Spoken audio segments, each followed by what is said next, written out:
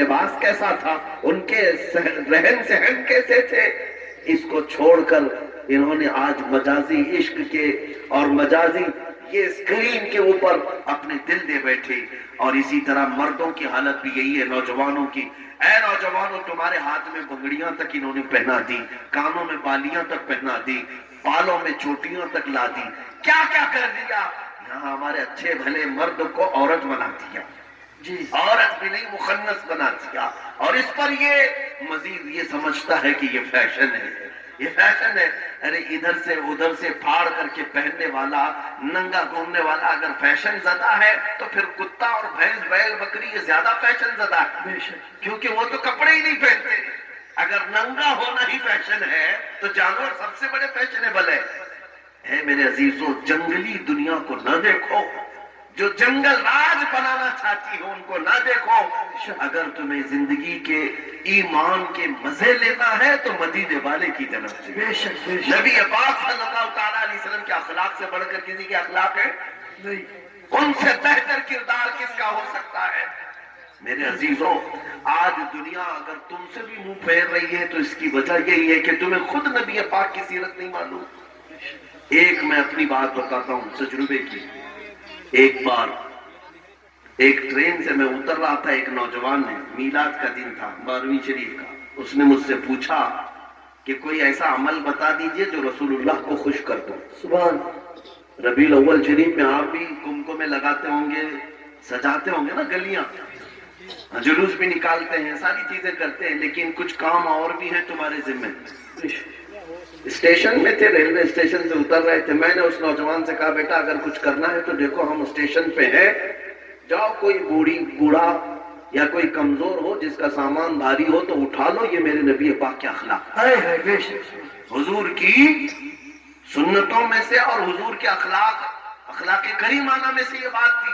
مکہ میں حضور اس بات پر مشہور تھے کہ اگر کوئی بوڑھا سامان اٹھا کر جا رہا ہوتا، نبی پاک خاموش نہیں کھڑے ہوتے، اس کا سامان اپنے کندھے پہ لے لیتے.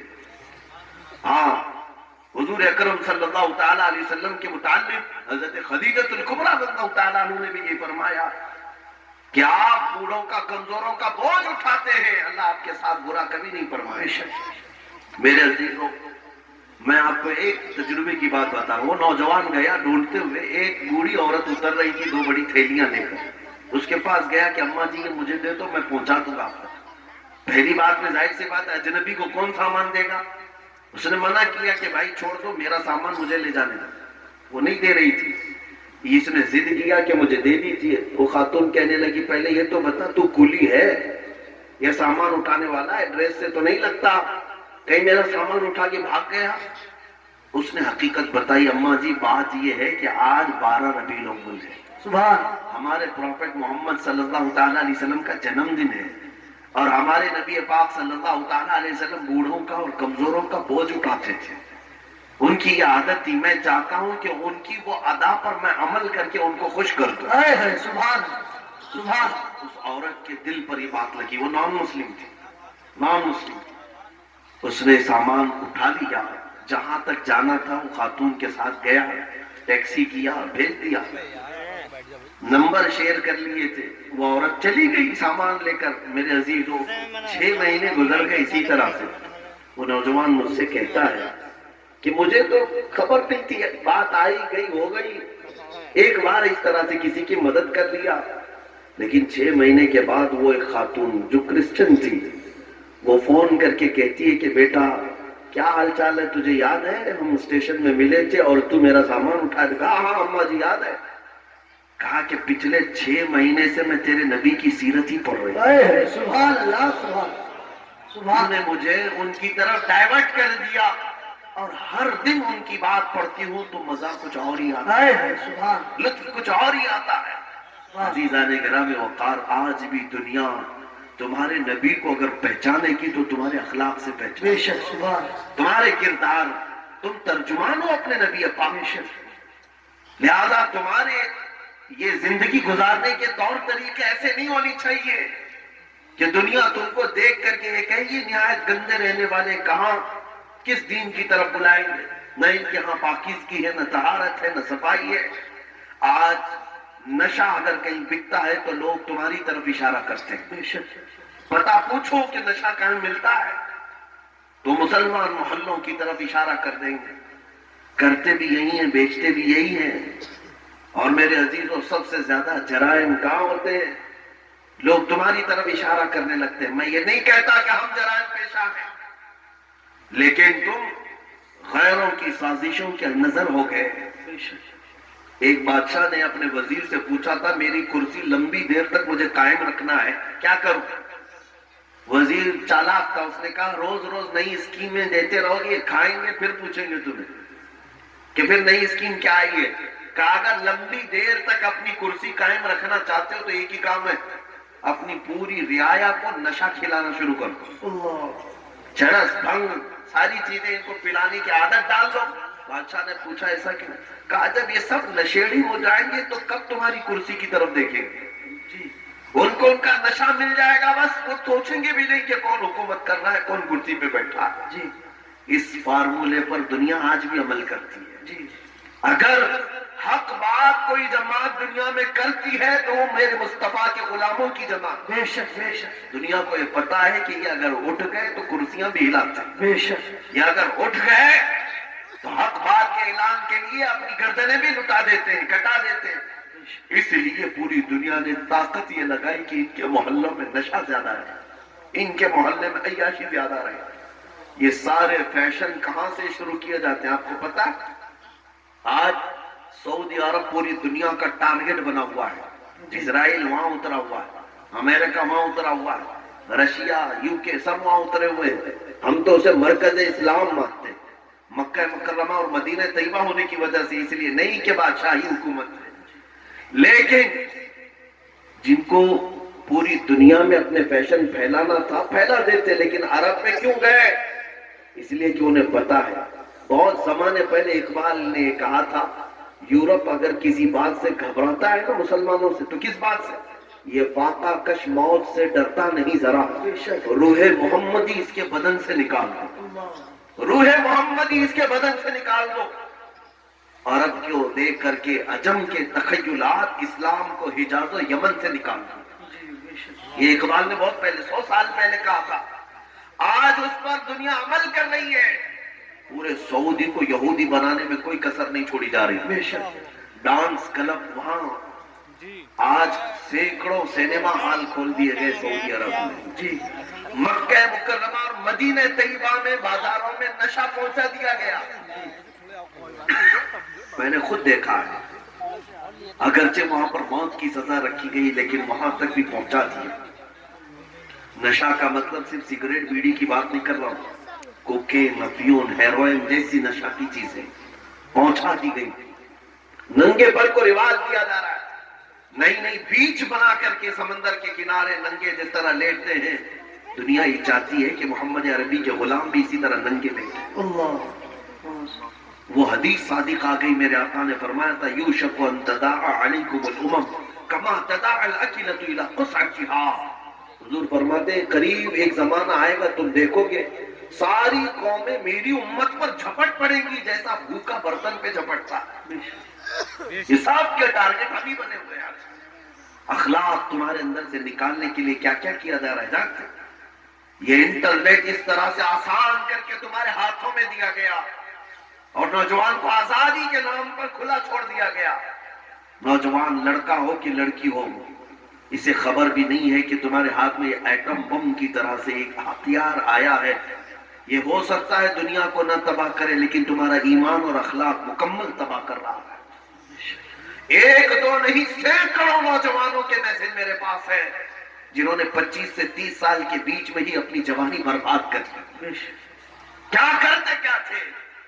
اس موبائل کی دنیا میں داخل ہو کر انہیں ایسا لگتا ہے کوئی نہیں دیکھ رہا ہے, پورنوگرافی کرتے رہو, بے حیائی کی فلمیں دیکھتے رہو, ننگی تصویریں دیکھتے رہو.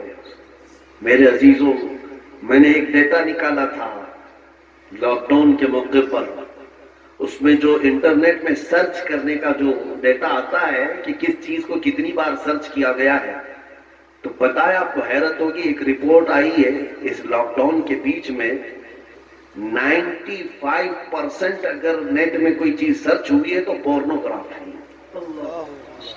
گندی تصویریں اور ننگی تصویریں دیکھنے کے لیے سب سے زیادہ سرچ کیا گیا ہے۔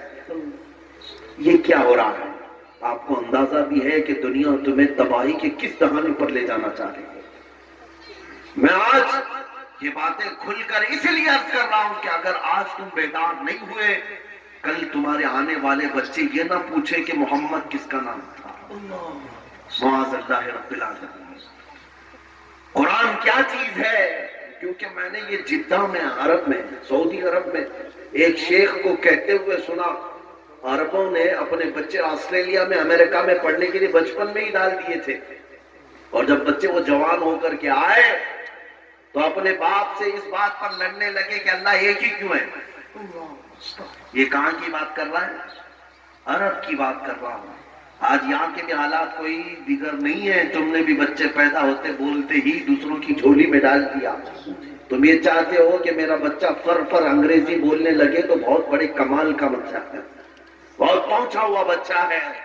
تمہیں پتہ ہی نہیں کہ دنیا اپنے قدموں میں غلام بنانے کے لیے سارے ہتھیار لا کر رکھ چکی ہے، لیکن پھر بھی میں اپنی اس کشت ویراں سے مایوس نہیں۔ اس دنیا نے جو کرنا تھا سب کر لیا ہے۔ آپ کو پتہ ہے ہر اسکول میں، ایجوکیشن میں سیلیبس بدل کر کے کیا کیا چیزیں زہر کے طور پر ڈالی جا رہی ہیں، کیا کیا چیزیں ڈالی جا رہی ہیں۔ مسلمان بچوں کے ایمان کب کے تباہ ہو جائے۔ ایک اسکول کے ایک کتاب میرے پاس لائی گئی تھی، کافی سال ہو گئے، جس میں چوتھی یا پانچویں کی یا تیسری کی، اس میں انگلش میں ایک پوئم تھی جس کا مطلب یہ ہوتا تھا کہ خدا کبھی کبھار اترتا ہے، انگلش میں گاڈ اترتا ہے اور بیچ پر ناچنے والیوں کو غور سے دیکھتا ہے، کبھی وائن پیتا ہے، نعوذ باللہ من ذالک۔ یہ بچپن کے ان دماغوں میں اگر یہ چیز جائے، میں کتاب تلاش کرتا رہا، مجھے نہیں ملی۔ کسی صاحب نے کہا تھا کہ کوئی ٹیچر یہ پڑھا رہی تھی اسکول میں، اگر یہی سارے معاملات رہے تو میرے آقا کی وہ حدیث بھی صادق آتی، کل مولود یولد علی الفطرہ وابواہ یحودانہ او یمجسانہ او ینصرانہ۔ ہر پیدا ہونے والا بچہ اسلام کی فطرت میں پیدا ہوتا ہے، لیکن اس کے ماں باپ اسے یہودی بنا دیتے، عیسائی بنا دیتے یا آگ کا پجاری بنا دیتے۔ آج یہی تو حالات ہے۔ تمہارے گھر کا بچہ تو ایمان پر پیدا ہوا تھا، لیکن تم نے کسی اور کی گود میں ڈال کر کب کے اسے کافر بنا دیا۔ اور نبی پاک صلی اللہ تعالیٰ علیہ وسلم نے یہ بھی فرمایا، قیامت کے قریب ایک زمانہ ایسا آئے گا تم پر، صبح تم مومن رہو گے، شام میں کافر ہو جاؤ گے، رات کو مومن سو گے، صبح کافر اٹھو گے۔ میں سوچتا تھا ایسا کیسے ہو سکتا ہے؟ میرے عزیزو، دنیا نے اتنے ہتھیار بھی تمہارے پاس رکھ دیے ہیں، تمہیں خبر بھی نہیں ہوتی۔ تم گانے سنتے سنتے سو رہے ہوتے ہو، کئی کفریہ کلمات اس میں آتے ہیں، رات کو تو ایمان والے تھے، صبح سن کر کے کافر ہو چکے۔ یہ دنیا جس کو تم دیکھ رہے ہو، اعلیٰ حضرت نے کیا خوب کہا، شہد دکھائے زہر پلائے، قاتل ڈائے شوہر کش، اس مردار پہ کیا للچائے، دنیا دیکھی بھالی ہے۔ اے نوجوانوں، یاد رکھنا ایک وقت آئے گا جب ہم سب کو اس دنیا کو ترک کر کے جانا ہے۔ اس بات کا یقین رکھو کہ ہماری سانسیں رکنے والی ہیں، ایک دن ہمیں باندھ کر کے لے جایا جائے گا۔ آج تم مسجد میں بلانے کے باوجود نہیں آتے، کل تمہارا کفن باندھ کر، رسیاں باندھ کر امام کے سامنے لا کر رکھ دیا جائے گا۔ زندگی بھر نہیں پڑتا تھا، لیکن اب امام تم پر پڑے گا، اور پھر جاؤ گے، کس سفر پہ جاؤ گے؟ بتاؤ کہاں جاؤ گے؟ کوئی ایسی جگہ تم نے ڈھونڈ رکھی ہے تو میں تم سے پھر بات نہیں کروں گا کہ مرنے کے بعد میں نے ایک سیف جگہ دیکھی ہے تمہارے پاس؟ تمہیں پتا ہے جانا تو وہی ہے جہاں سب پہلے والے بھی گئے، بڑے بڑے وقت کے پہلوان، بڑے بڑے مالدار جہاں گئے، جن کے پاس پیسوں کی ریل پیل ایسی تھی کہ وہ گھر بیٹھے جو چاہتے حاصل ہو جاتا، گھر بیٹھے۔ تمہیں پتا ہے سکندر اعظم میں ایک بادشاہ، دارا نام کا ایک بادشاہ، جب وہ مر رہا تھا تو اس نے ایک وصیت کی تھی، آدھی دنیا پر اس نے حکومت کی۔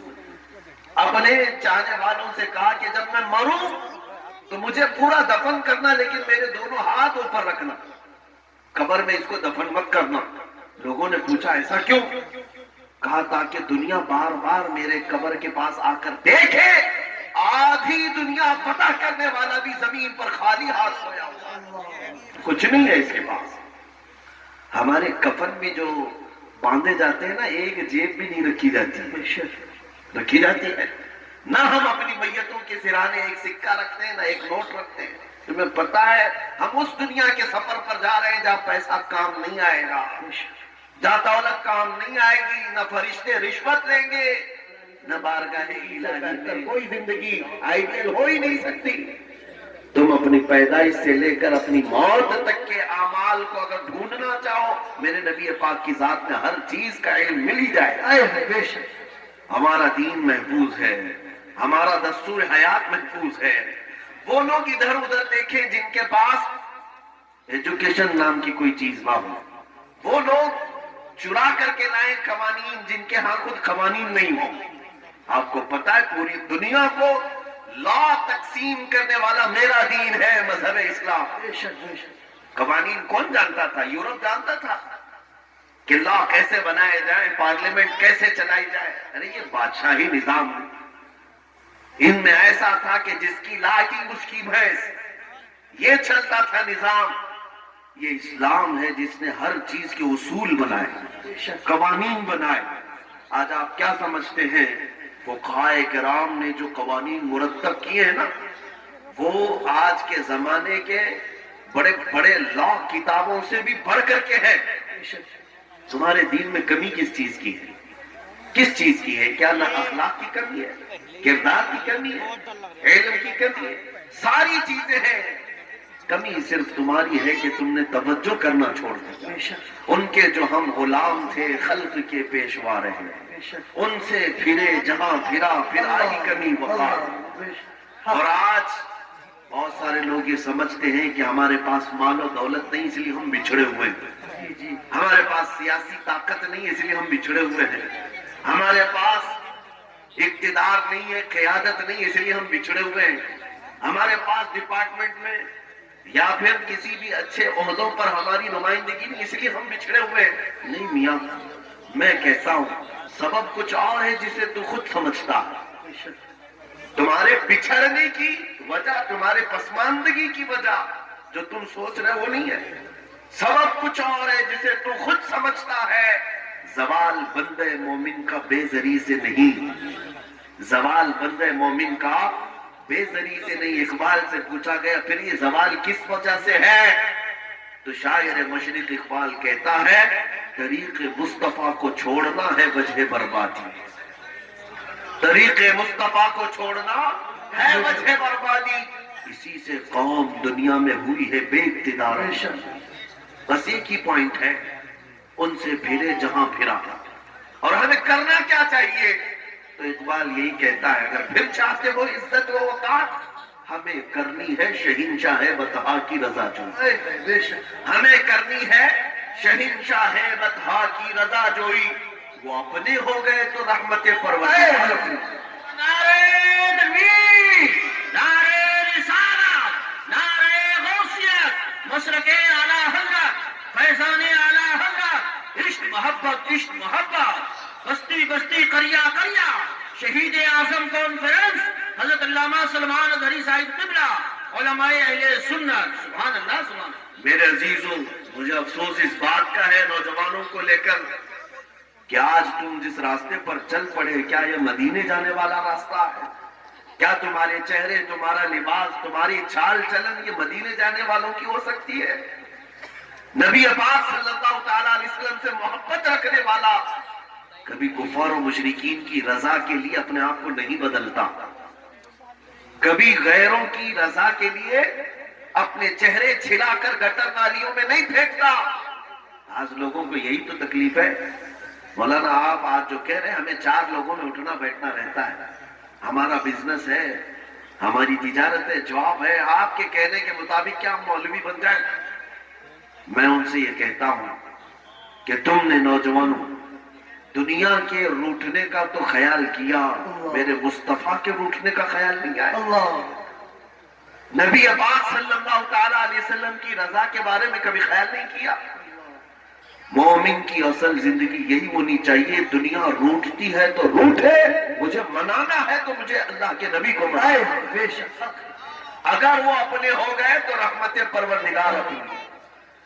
میں توجہ چاہتا ہوں میرے عزیزوں، آج بھی قوم مسلم میں ایک چیز کی بیداری آ جائے، دنیا چن چن کر کے نبی پاک کی سنتوں کو ہمارے معاشرے سے ختم کرنا چاہتی، انہوں نے ہماری شناختیں ختم کر دی، آئیڈینٹیٹی ختم کر دی۔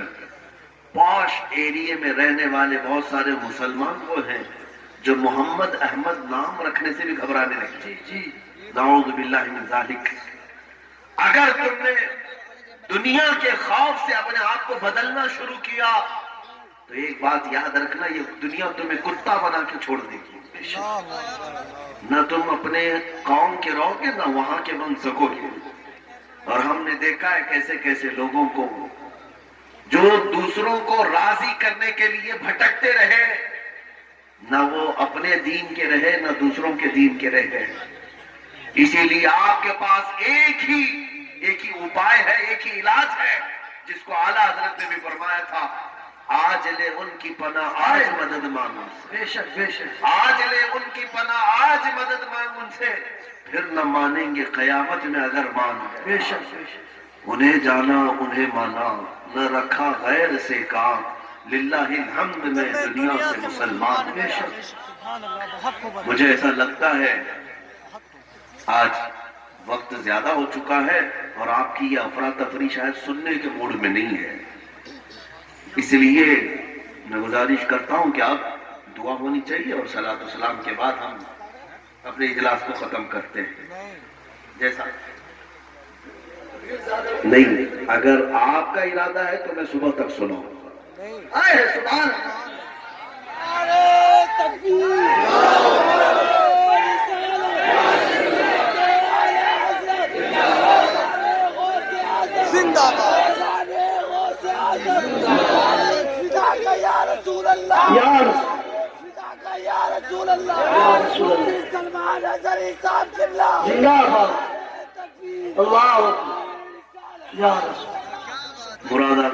مراد آباد والے، ڈھکیا والے یا آس پڑوس والے جتنے جمع ہیں، شاید ہو سکتا ہے ٹھنڈیوں نے تمہیں ٹھنڈا کیا ہو اور مجھے اچھی طرح سے معلوم ہے تمہیں گرم کیسے کرنا ہے۔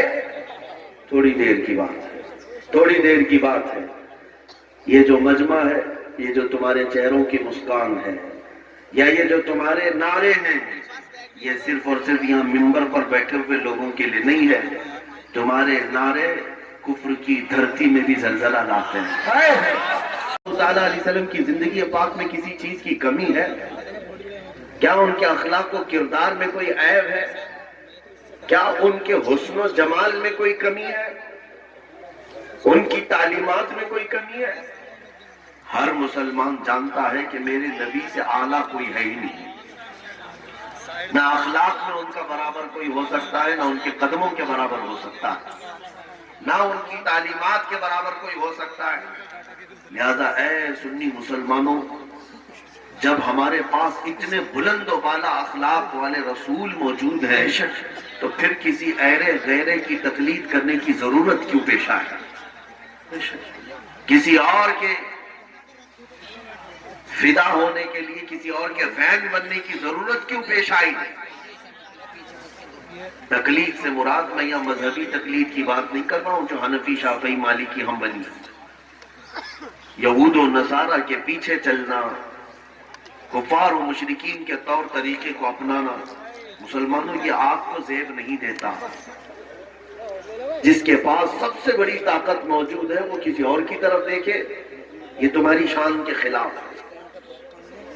آپ کو پتا ہے دنیا کی دوسری قومیں میرے نبی پاک کی سیرت پڑھ پڑھ کر کے بلندیوں کو چھو رہی ہیں۔ سائنس کی ترقی کرنے والے نبی پاک کی حدیثوں سے ملا ملا کر دیکھ رہے ہیں کہ ہم نے جو تحقیق کی ہے کیا وہ محمد صلی اللہ علیہ وسلم کی باتوں میں بھی پائی جاتی ہے۔ آپ کو میں ایک بات بتا دوں، آپ کو हकीकत में मालूम ये नहीं है कि तुम्हारे पास दौलत कितनी बड़ी है।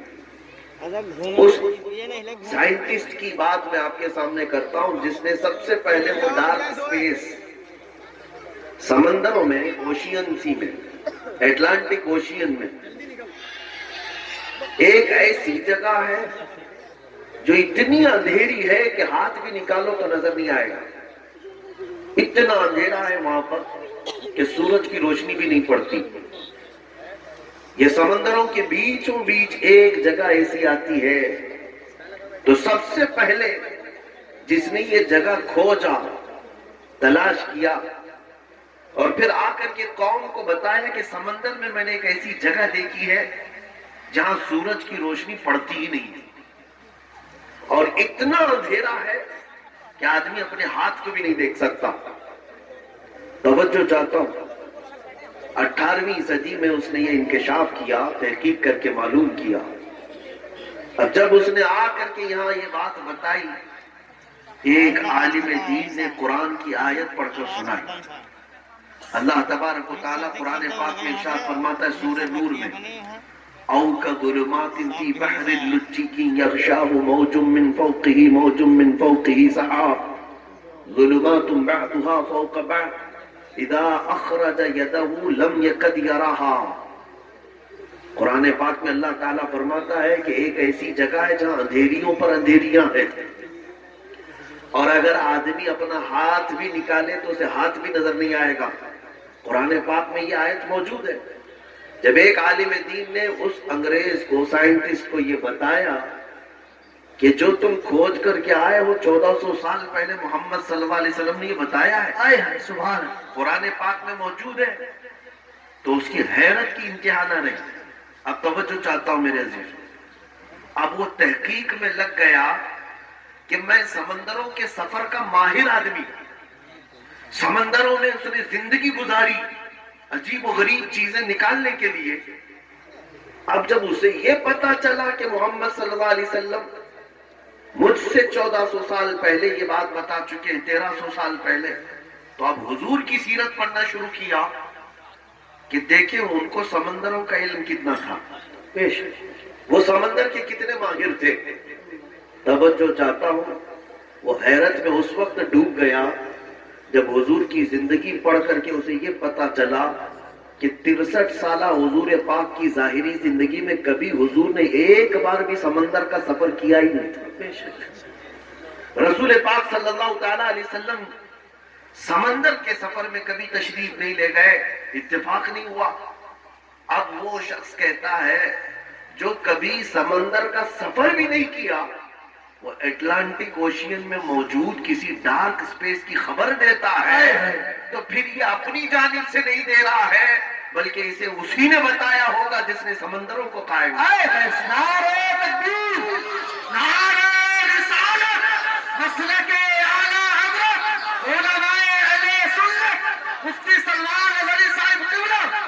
ये बात मैंने क्यों अर्ज की, मुझे बताओ।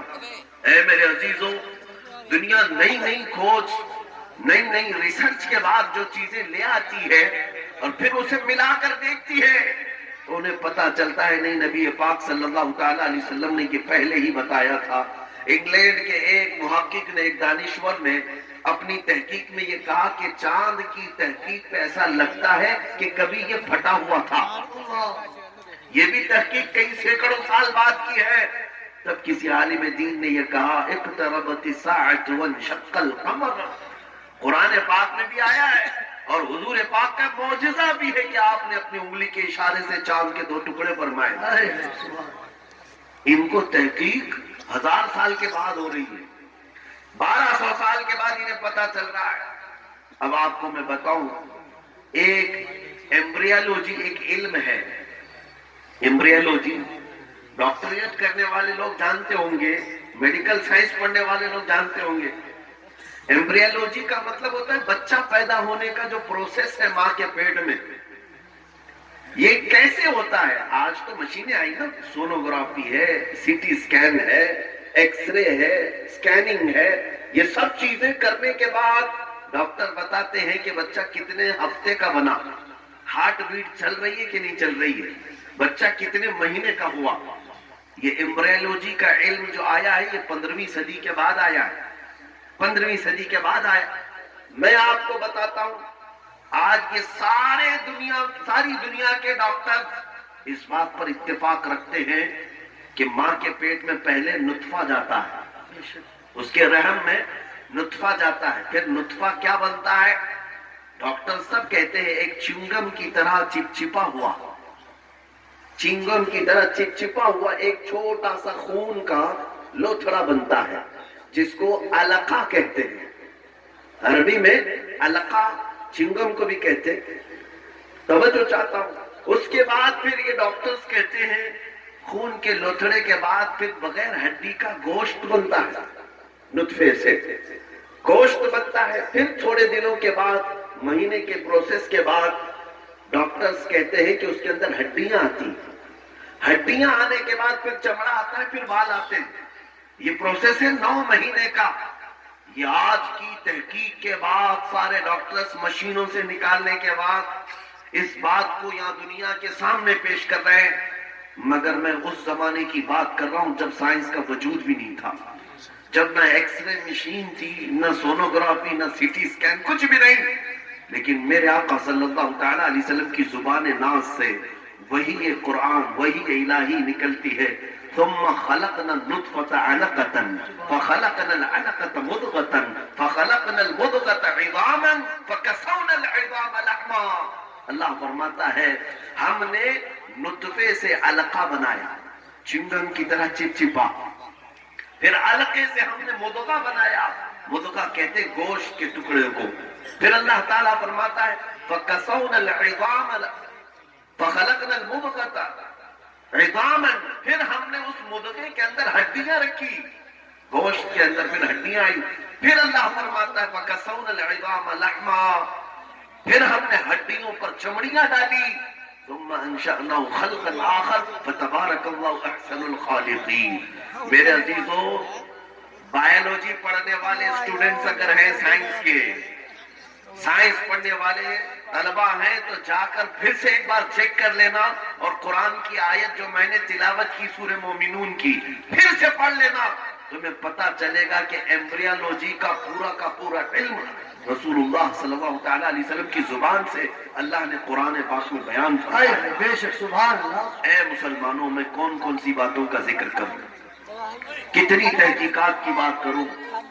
زولوجی ایک علم ہے, جانوروں کے متعلق جانکاری, پرندے آسمان میں کیسے اڑتے ہیں یہ آج تحقیق چل رہی ہے. بڑے بڑے لیبورٹری کام کر رہی ہیں کہ ان کو کون سی چیز ہے جو ہوا میں روک لیتی ہے. اللہ تعالیٰ نے قرآن میں فرمایا اولم یروا الی الطیر مسخرات فی جو السماء ما یمسکہن الا اللہ. اے لوگوں, کیا تم نہیں دیکھتے کہ پرندے ہوا میں کس طرح سے کھڑے رہ جاتے ہیں؟ ان کو کون روک کے رکھ رہا ہے؟ ان کو گرنے سے بچاتا کون ہے؟ ما یمسکہن الا اللہ, ان کو اللہ کے سوا کوئی نہیں روکا. بے شک زولوجی کا علم قرآن پاک میں ہے. بوٹانی, درختوں کا علم قرآن پاک میں موجود ہے. یہاں پر اگر جو یونیورسٹی ہیں اس میں پڑھنے والے اسٹوڈنٹس ہیں تو ان سے بھی میں بتاتا ہوں پانی کی کتنی قسمیں ہیں, درختوں کی کتنی قسمیں ہیں. پودے جب بڑھتے ہیں تو ان میں جو قلمی کرایا جاتا ہے یہ کیا ہوتا ہے؟ میرے عزیزوں, یہ سارے علوم مصطفیٰ کریم صلی اللہ علیہ وسلم نے اپنی زبان سے بتا دی ہے. اس زمانے میں بتا رہے ہیں جب سائنس کا وجود نہیں. اس پر مزید یہ کہ نبی پاک پوری زندگی بھر کسی کے ہاں پڑھنے کے لیے گئے نہیں. شاید میرے نبی امی ہیں جن کو دنیا میں کسی نے نہیں پڑھایا. رسول پاک کا اگر کوئی استاد ہے, معلم ہے تو رب کائنات ہے. اب یہ تمہید کے بعد میں آپ سے پوچھنا چاہتا ہوں, اے میرے عزیز بچوں, تمہارے پاس علوم کا خزانہ تھا, تمہارے پاس رسول اللہ صلی اللہ تعالیٰ علیہ وسلم جیسی عظیم ذات تھی, تمہیں پھر ادھر ادھر کی دیکھنے کی ضرورت ہی نہیں تھی. اسی لیے ہمارے امام نے برسوں پہلے ہمیں تنبیہ کر کے یہ پکار کر کہا تھا, امام اہل سنت فاضل بریلوی نے, پھر کے گلی گلی تباہ ٹھوکریں سب کی کھائے, دل کو جو عقل دے خدا تیری گلی سے